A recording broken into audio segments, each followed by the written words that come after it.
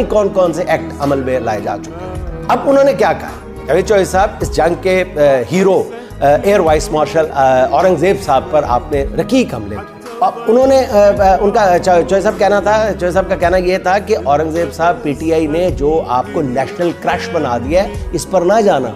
आपकी तारीफें जिन लड़कियों की पोस्ट से हो रही हैं उन्होंने सिर्फ लड़कियों की तस्वीरें लगा रखी हैं, इसलिए ये तस्वीर देखकर कोई मैसेज ना कर देना।